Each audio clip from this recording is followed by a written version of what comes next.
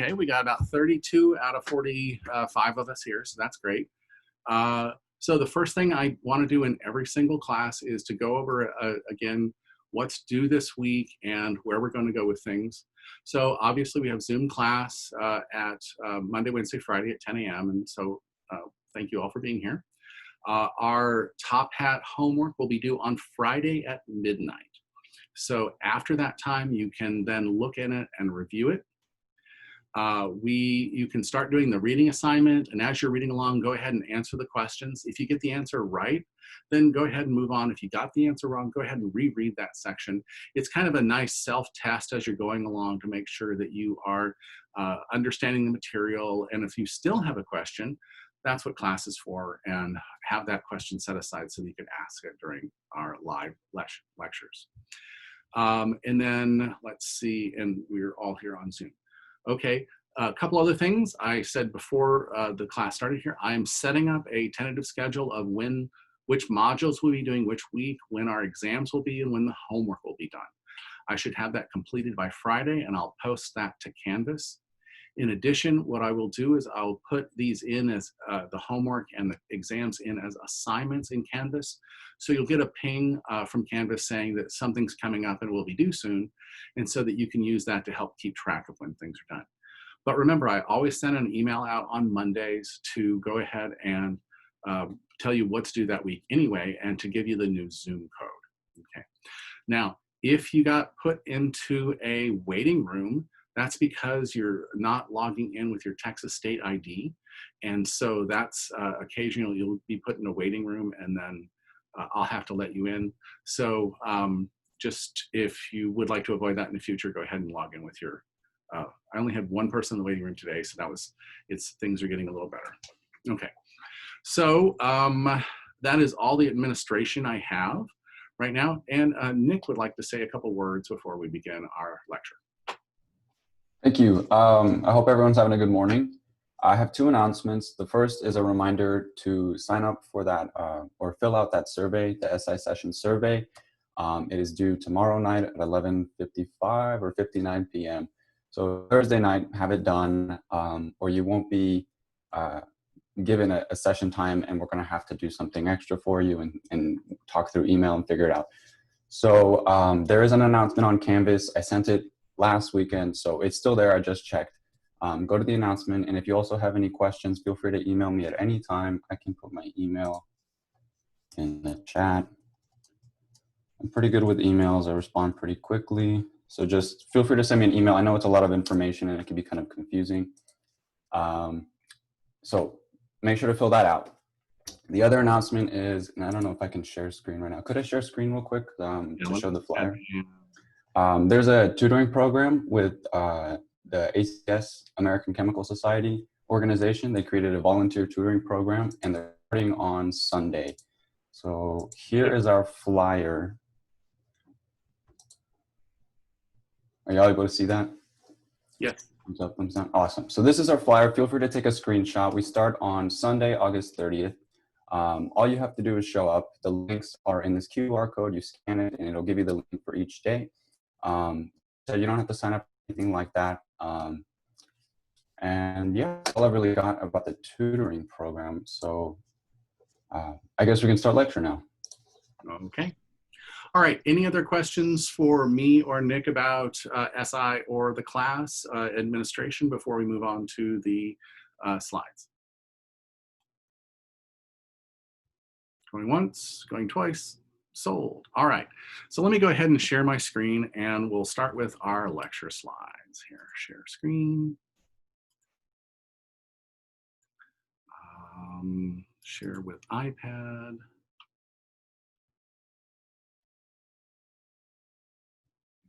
There we go.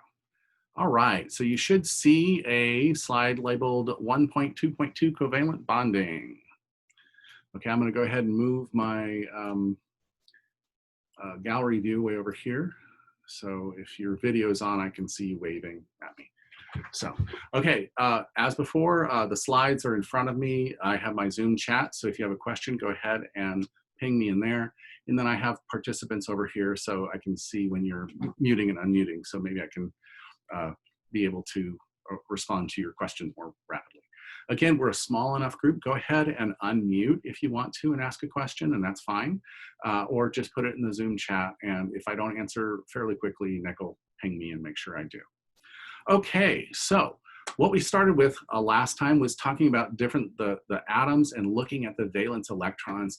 And if we give up valence electrons, we form ions, and that forms a kind of bonding called ionic bonding. Okay, the other end of that spectrum, instead of giving up those electrons, is sharing those electrons. And so in sharing those electrons, we call that covalent bonding.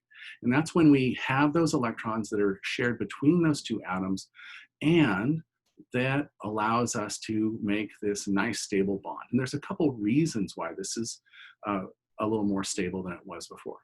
Now, we don't have to share the electrons equally. If one atom is more electronegative than the other, those electrons are pulled to that one side and we get a polar covalent bond. But if we're sharing electrons, that's covalent bonding.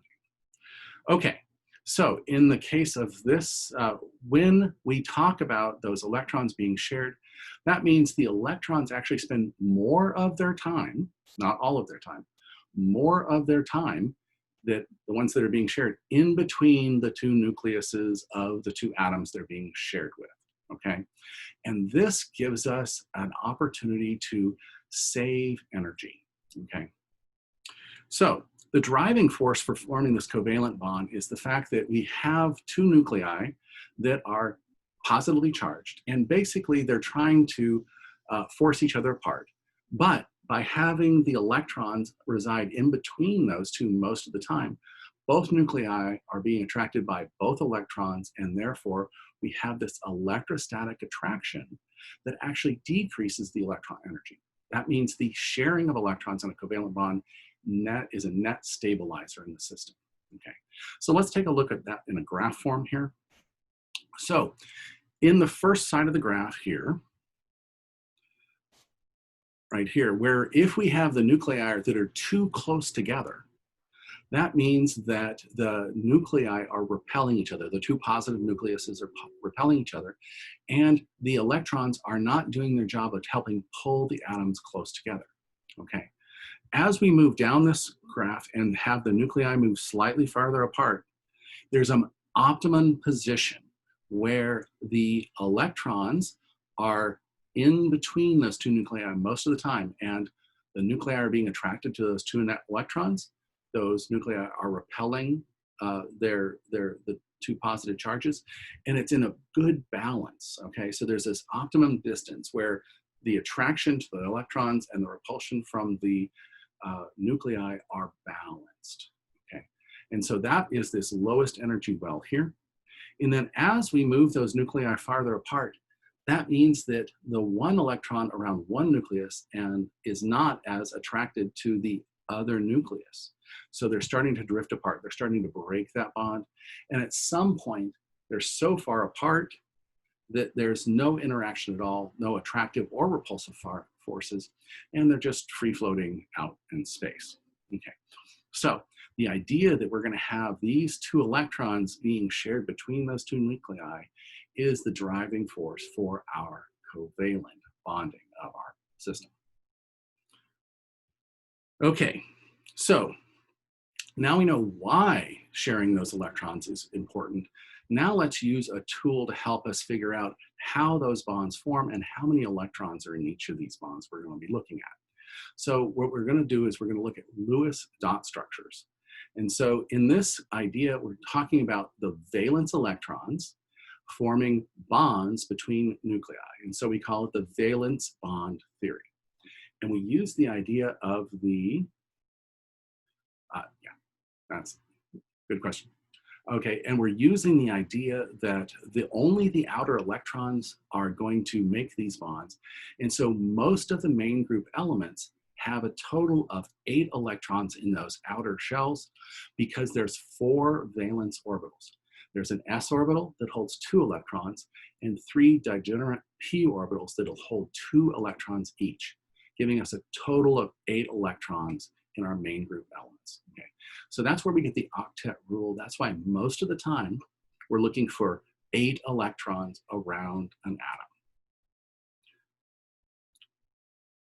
Okay, so what we can do is by knowing how many electrons each atom brings to the party, we can figure out exactly what the two-dimensional structure will be by just looking at the valence electrons, trying to get our octet around each of our atoms, or 2 electrons around hydrogen, and be able to come up with the formula, just even if you don't know what the molecule looks like, just looking at the valence electrons gives you an idea of how to connect these atoms together.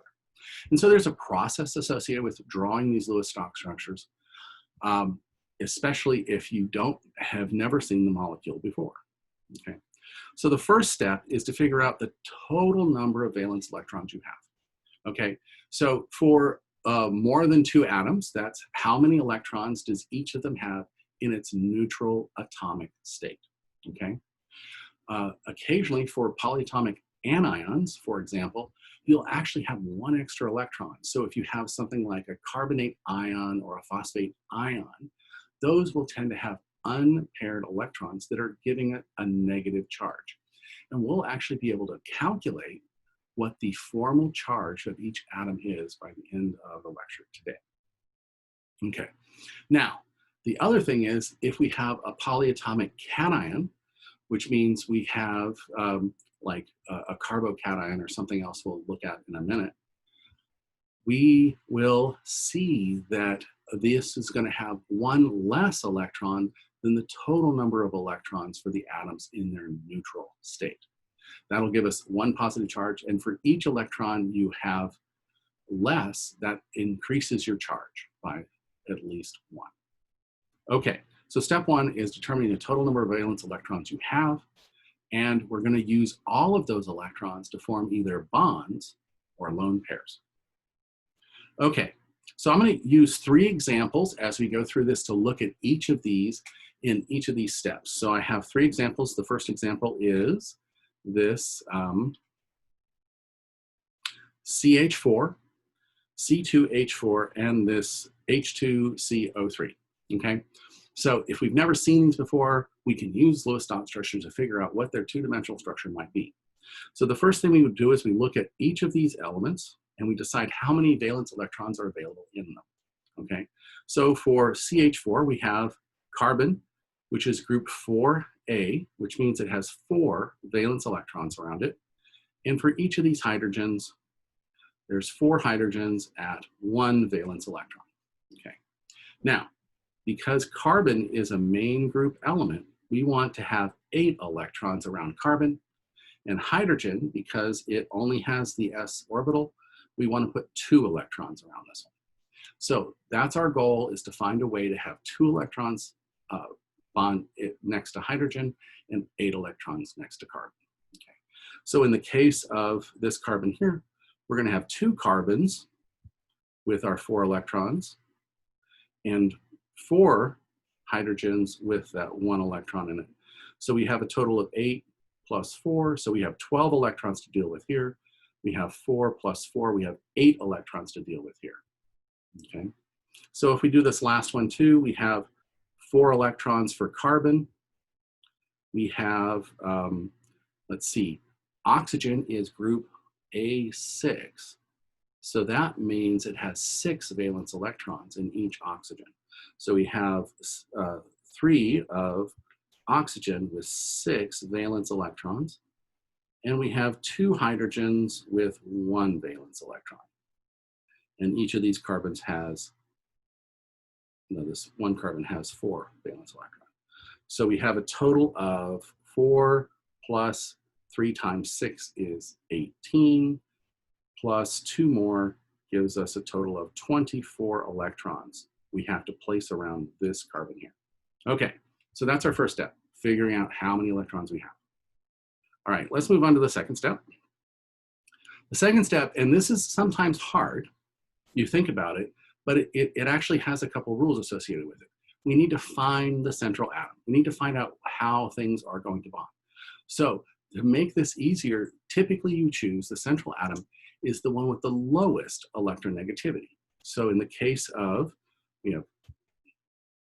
carbon and hydrogen 4, we have carbon 2, hydrogen 4, and carbon, hydrogen, 2, and O3. Okay, so in the case of this, technically, carbon has an electronegativity of 2.5, and hydrogen has an electronegativity of 2.2. So hydrogen has the lowest electronegativity. However, hydrogen can never be the central atom. So that means carbon is going to be our central atom right here, and it's going to have 4 around it. And then we'll know that carbon is going to be the central atom for this one. Over here, that same rule applies. So we're going to have carbon, and we're probably going to have the other carbon right next to it. That way we have both carbons as the central part of the atom, and we have each of them having 4 electrons around it. And in this case here, carbon is actually the lowest electronegativity atom. Oxygens are more electronegative, and hydrogens can never be the center. So for this one, we're going to put carbon in the middle, right here, and then we're going to put oxygens around the outside with their 6 electrons to figure out where those end up going later. And then, so step 2 is finding that central atom. Okay, and if we typically look at that lowest electronegativity atom, and it also sometimes the atom that bonds that has the highest number of electrons it needs. So that means that carbon and nitrogen are going to be that central atom a lot of the time. Okay, so let's move on to rule 3. Rule 3 is, now that we found our central atom and we've put those other atoms around it, let's start drawing bonds. And a single bond, a single line between each of the atoms represents 2 electrons, okay? So the key here is that the row 2 elements like carbon, nitrogen, oxygen, fluorine are going to not exceed the octet rule. That means they will only have 8 electrons around them. However, the 3rd row of elements, the sulfur and phosphorus, can have more, but they rarely exceed 6 bonds. So when we start drawing Lewis dot structures for things with phosphorus in them or sulfur in them, we can have more than 8, but most of the time for carbon, nitrogen, oxygen, fluorine, we're only going to have 8 electrons. Okay, so let's use our example again. We had our carbon, and we're going to put our atoms around the periphery, and we're going to draw a line to represent bonds. Okay, now let's double check. If this bond counts as 2 electrons, 1 electron here and 1 electron here, that means that hydrogen now has 2 electrons in its outer shell. So each of these hydrogens has 2 electrons, and it is perfectly satisfied in its electronic structure. Now let's look at that as a function of what's around the carbon. So the carbon now has 1, 2, 3, 4, 5, 6, 7, 8 electrons around it. It has filled its octet. So by putting these 4 bonds and knowing that each of these bonds represents 2 electrons that are shared with that central atom, we know that the carbon now has its octet, and we have a correct Lewis dot structure for this. So we can actually stop at step 3 with this example, okay? But we have a couple other examples to deal with. Question? Nope, just unmuted by accident? Okay. All right, so let's go ahead and give us a little room here, and we're gonna do that same thing with the C2 H4. So just like before, we're gonna try to put our least electronegative atoms in the center. We're going to start drawing lines around here, and we're going to put the other 2 atoms. Remember, it's C2H4 is what we're trying to draw here. So let's put a hydrogen here, and a hydrogen here, and a hydrogen here, and a hydrogen here.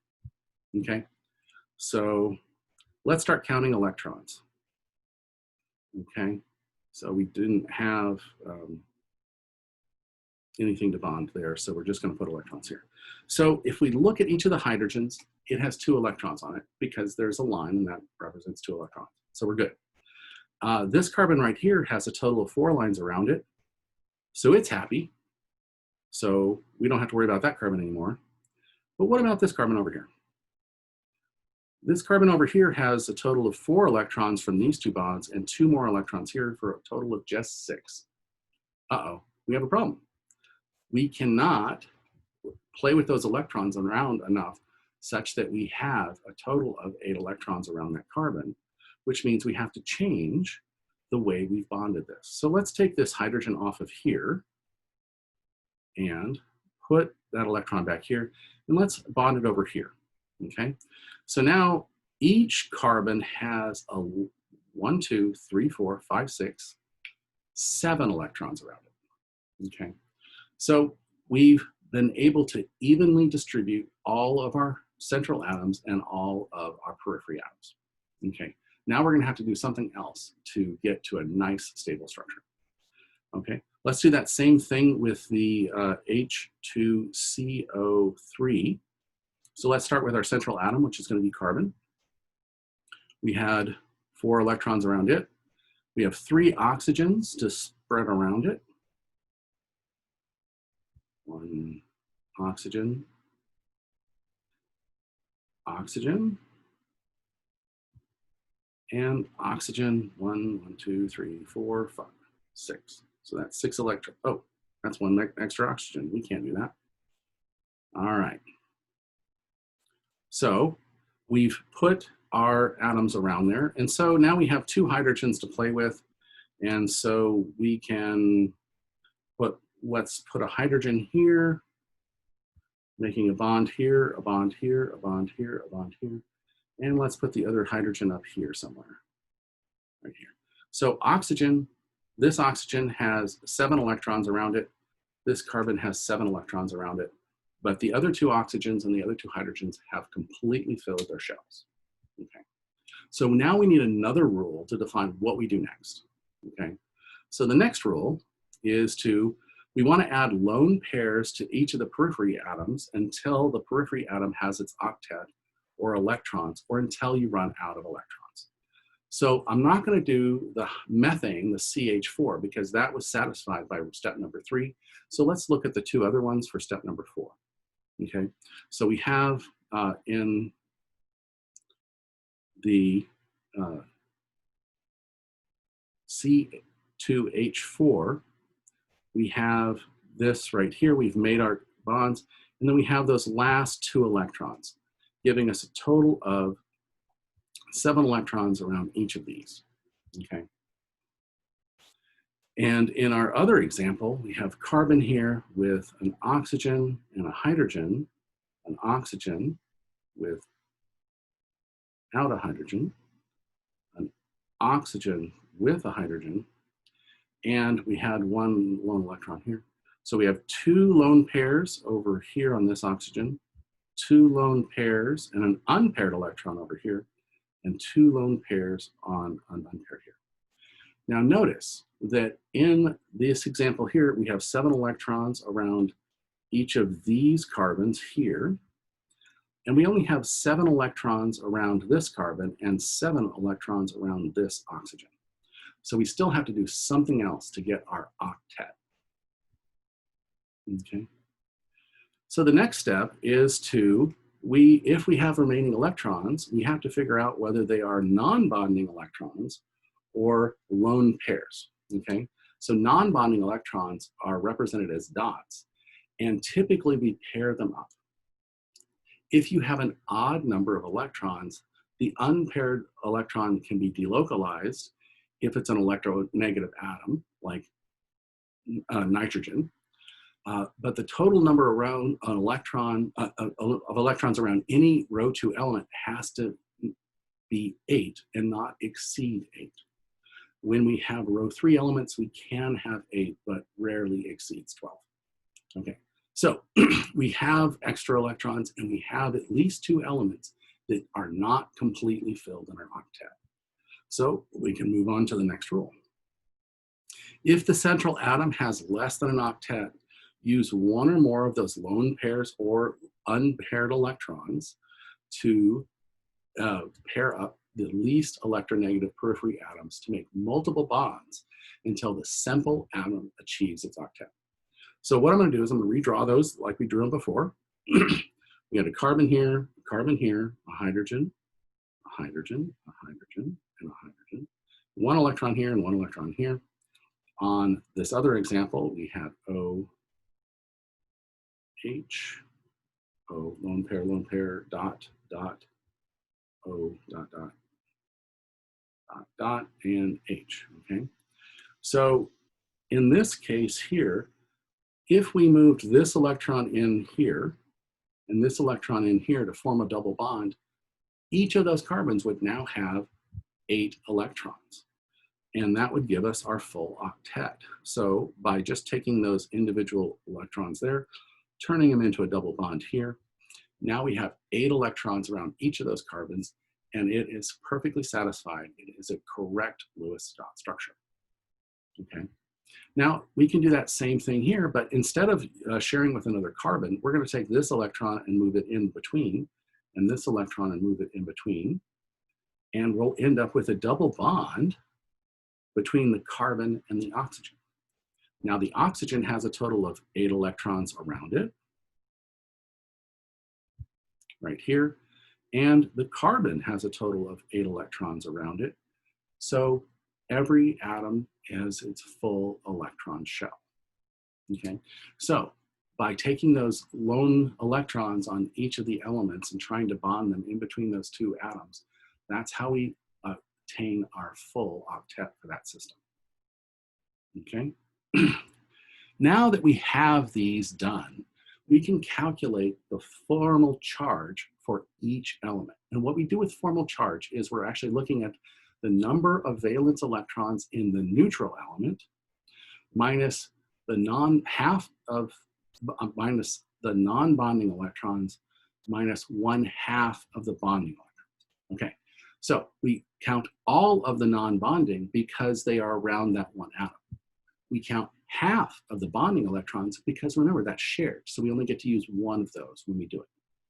Okay, so if we do our compound, those two compounds that we worked with before, carbon, carbon, hydrogen, hydrogen, that's the Lewis dot structure we ended up with at the end. And this one here, carbon, double bond, oxygen, lone pair, lone pair, lone pair, lone pair, oxygen, lone pair, lone pair, lone pair, lone pair, hydrogen, oxygen, lone pair, lone pair, lone pair, lone pair, hydrogen. We can now calculate the formal charge of each of these elements using this formula, okay? So we have the formal charge is equal to the number of valence electrons of the neutral element. So carbon being 4A means we have 4 electrons in it, okay? So now we have to subtract any non-bonding electrons, and we don't have any non-bonding electrons around here. And we do 1/2 of the bonding electrons. We have 1, 2, 3, 4, 5, 6, 7, 8 bonding electrons. So we take 1/2 of that. So that gives us this value here. Our formal charge is equal to 4 minus 0 because we have no non-bonding plus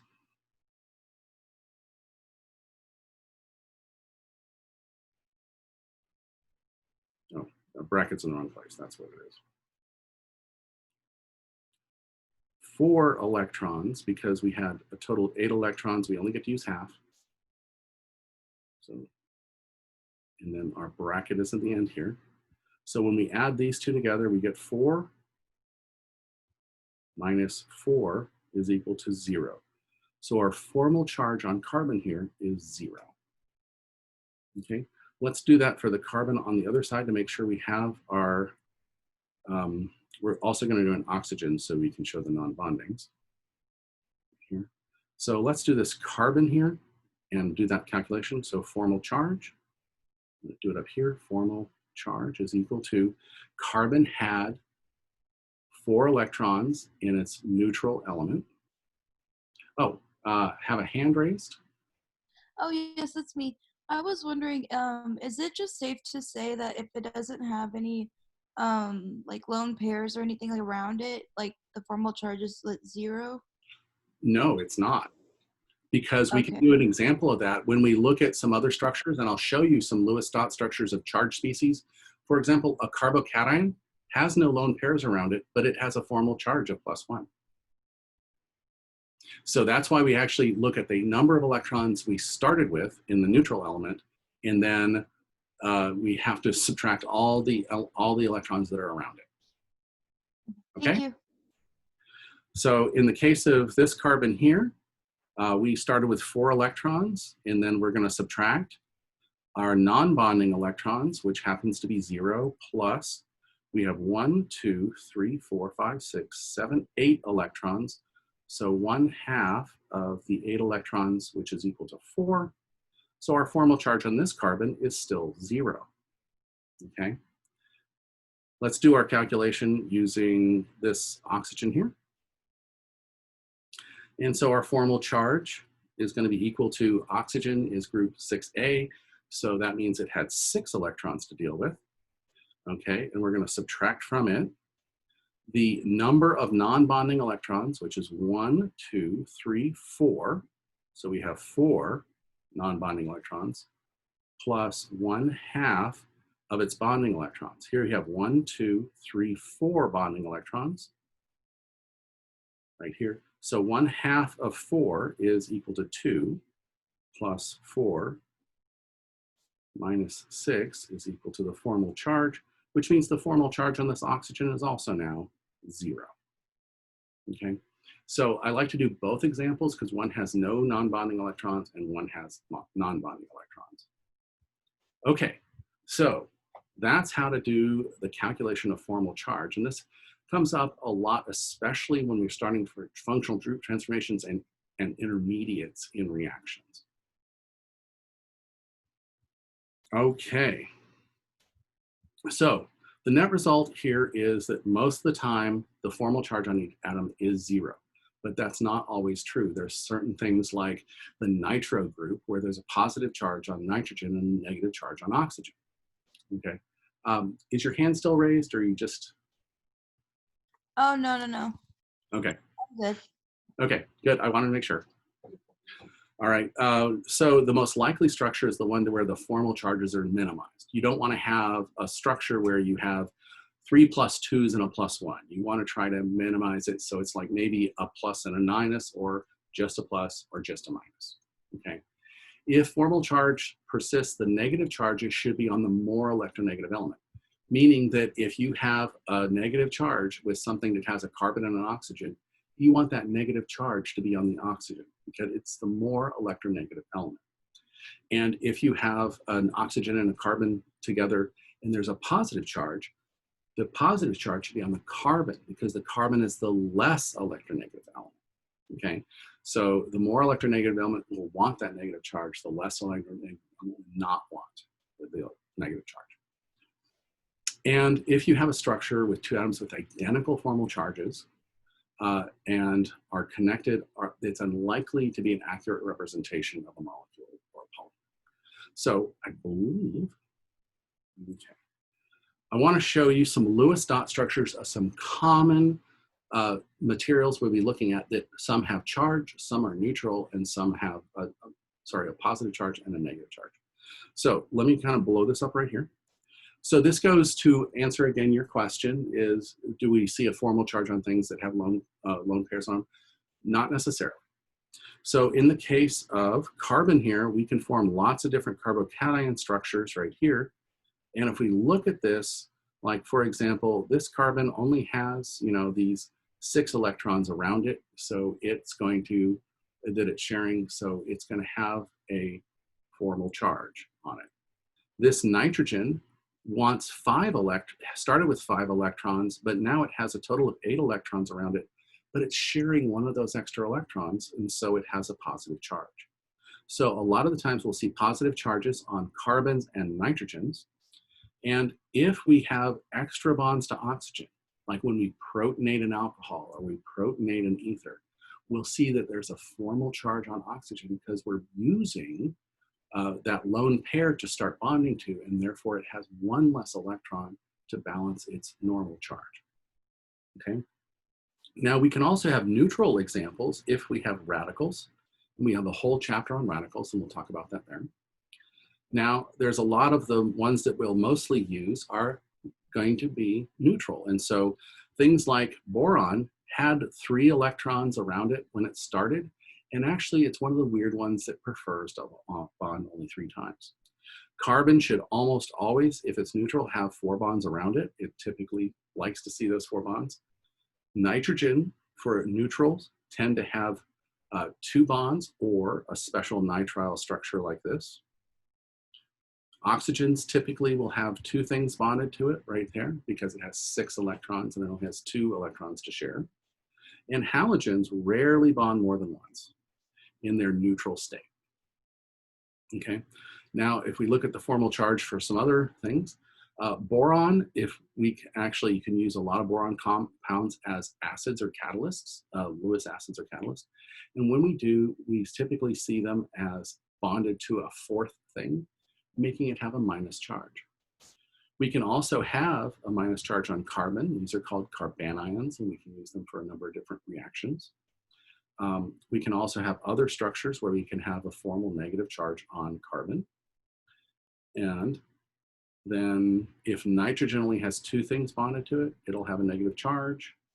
If oxygen only has 1 thing bonded to it, it'll have a negative charge. And halogens like to form an ion if they give up their electron. I mean, if they accept an electron from something else. So these are very common Lewis dot structures, and they have charges. Okay. Questions on how to draw Lewis dot structures and how to calculate formal charge.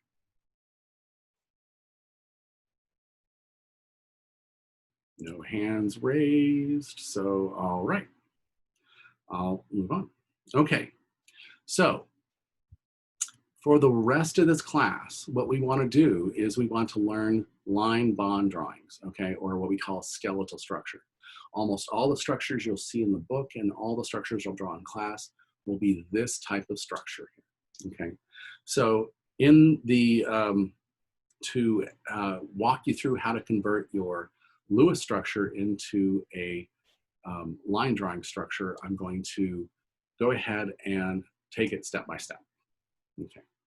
So the first thing we need to do is we need to locate all the carbon atoms, the intersections, and the endpoints of lines. Okay, so when we write skeletal structures, okay, if there's a line, that means there's a carbon at one end and a carbon at the other end, unless it's otherwise noted. For example, that means that there's a fluorine at the end of this, but there's a carbon here. So whenever you see one of these things and it just has a line, assume there's a carbon there. And what you'll also assume is that there are enough hydrogens to meet its octet. Okay, so those are 2 assumptions we must make. And so that's why we always look for the carbons first. And the carbons are these ones that are circled here. They are the end of a line or the intersection of lines where the lines inflect, okay? And so we can take those and pull those out and draw those as carbons. So when we do that, it looks this complicated. All we've done is take those carbons out and draw them specifically. Now that we have these drawn this way, we can actually start adding hydrogens to the carbon until we have a total of 4 bonds around carbon. And what that looks like is right here, okay? So now we've taken all those carbons and we made sure they had at least 4 bonds. Notice in a condition like this right here, this carbon right here already had 4 bonds, so we didn't add any hydrogens to it. This hydrogen here had 2 bonds to a carbon and 2 bonds to a carbon, and therefore we only added 1 hydrogen to it. And in the case of this species here, it had 3 bonds to carbon, but it needed 1 more bond, so we only added 1 hydrogen to it. Okay, so now that we have all of those taken care of, now we actually have to look for all of the other elements that need to have lone pairs to complete their octet. So things like this nitrogen here, and actually let me do it a different color. This nitrogen here has a total of 3 bonds around it, and that means it only has 6 electrons around it. So we're going to have to add a lone pair to that nitrogen to make sure it has its octet. This oxygen here has only 4 electrons around it right now. We need to add electrons to make sure it has its octet. And when we do that, we'll end up doing it where we just add our lone pairs, 1, 2, 3, 4, or 1, 2. Okay, and so that'll give us our total octet. Okay, so the next step is if there are charges present on a carbon atom, we need to remove a hydrogen. Okay, by removing that hydrogen atom, that will give us either a positive charge or a negative charge, depending on whether or not the electron is left behind. If there's an electron, a pair of electrons left behind, we're going to have a negative charge on carbon, or we'll have a positive charge on carbon if the electrons are taken away.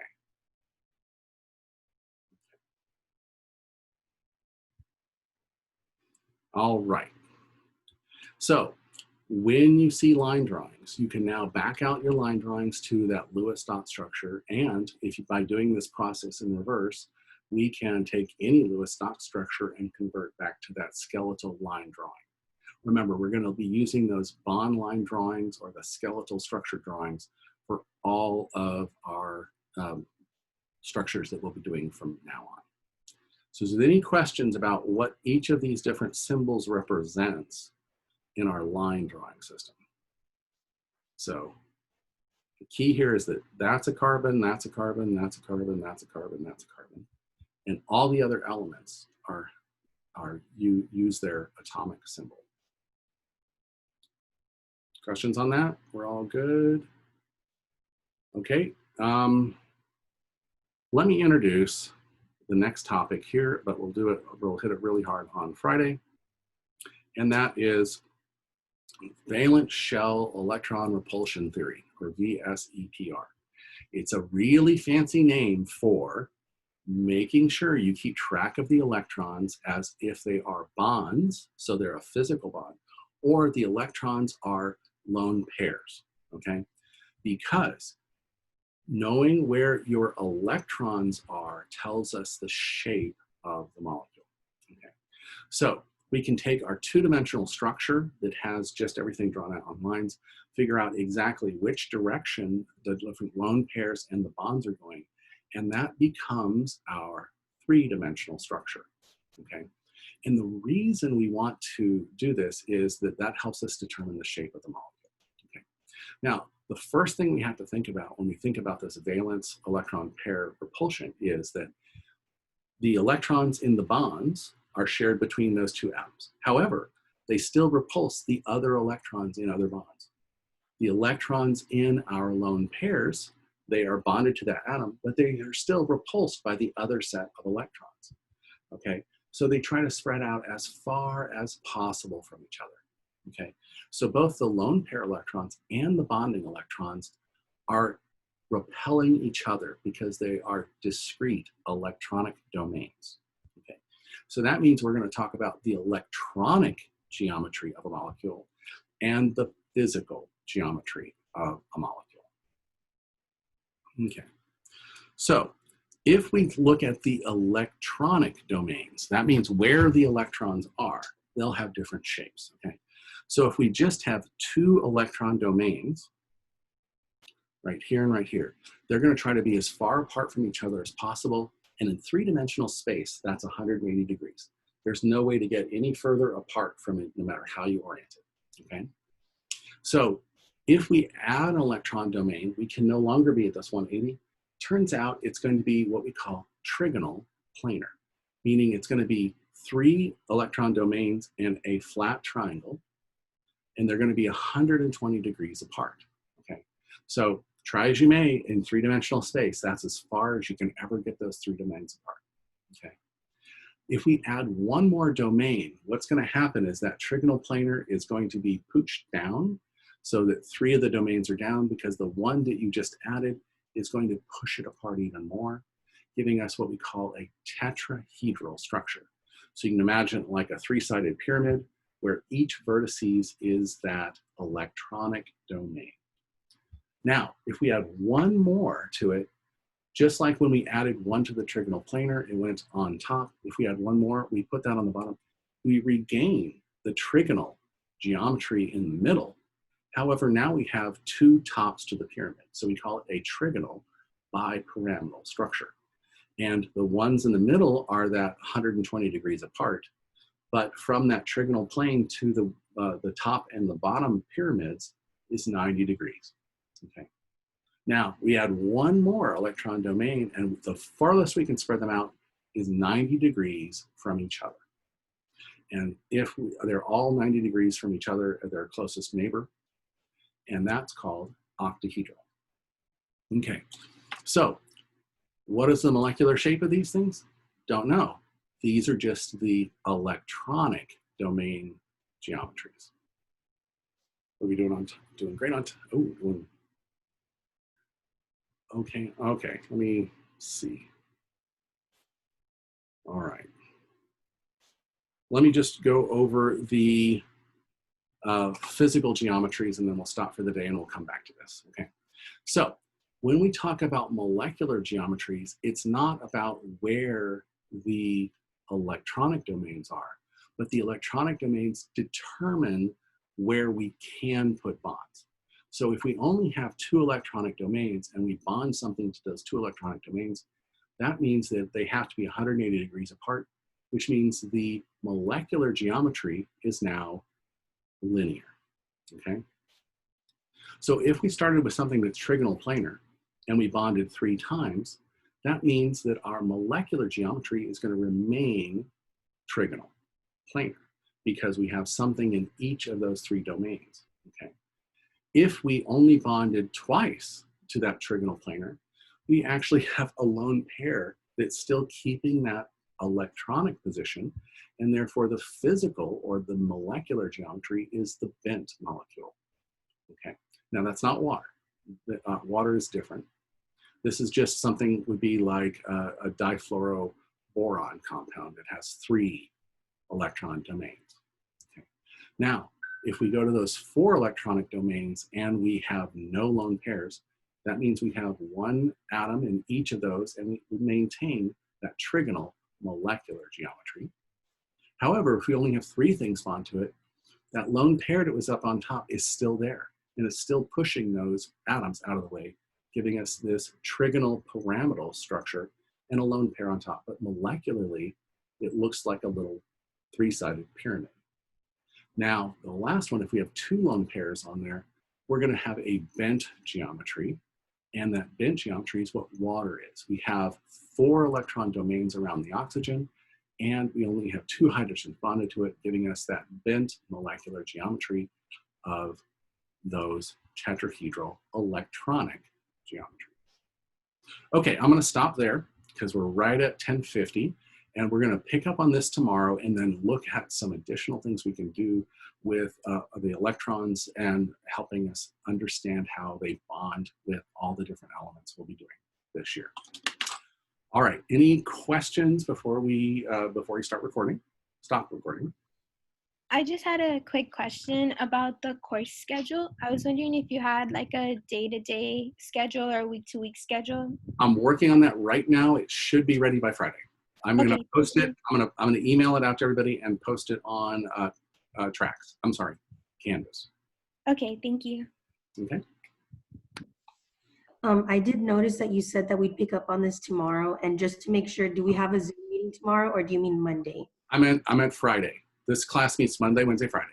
Oh, okay, that's true. Thank you. So yeah, sorry, I meant Friday.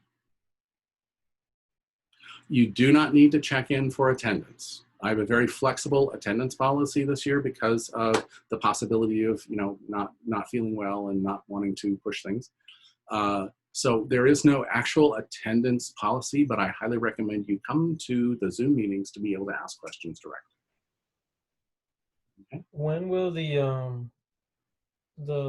module, the lecture slides be available? I should have them by the first 3 modules done by the end of the week. Thank you. Okay. Well, everybody be safe. I'm going to stop recording.